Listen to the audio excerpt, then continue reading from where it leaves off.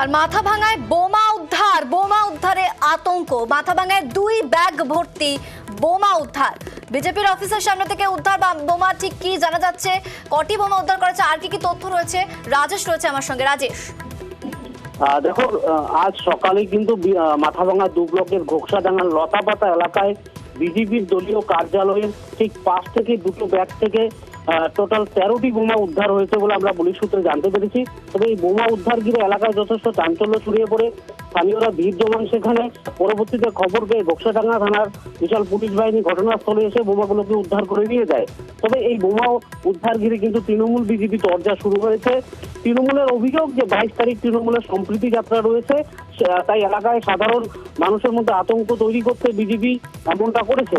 অপরদিকে বিজেপির দাবি যে তৃণমূল কংগ্রেস এলাকায় আতঙ্ক পরিবেশ তৈরি করতে এবং বিজেপি কর্মীদের মিথ্যা মামলায় ফাঁসানোর ষড়যন্ত্র করতে কিন্তু বিজেপির পার্টি অফিসের সামনে বোমা রেখেছে। তবে এই বোমা উদ্ধার দিয়ে তৃণমূল বিজেপি পর্যায়ে কিন্তু এলাকায় যথেষ্ট আতঙ্ক ছড়িয়েছে। পুলিশ ঘটনাস্থলে বোমাগুলো উদ্ধার করে নিয়ে গেছে এবং গোটা ঘটনা তদন্ত শুরু করেছে পুলিশ। বেশ, ধন্যবাদ রাজেশ। আর এই গোটা ঘটনা নিয়ে শুরু হয়ে গেছে রাজনৈতিক চর্চা।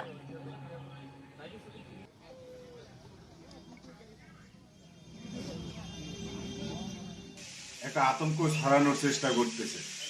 ভারতীয় জনতা পার্টির অফিসের সামনে বোমা রেখে ভারতীয় জনতা পার্টির নেতাদেরকে ফাঁসানোর চেষ্টা করতেছে। একটা কথা তুমি বললে না, বিজেপি পার্টি অফিসের পাশ থেকে বোম উদ্ধার হয়েছে, বিজেপি পার্টি অফিসের সামনে থেকে বোম উদ্ধার হয়েছে। এটা বিজেপির সংস্কৃতি, বিজেপি কাজটা প্রতিনিয়ত করছে। এটার বিরোধিতা আমরা বাংলার মানুষ করে আসছি, সামনের দিকেও নিশ্চিতভাবে করব।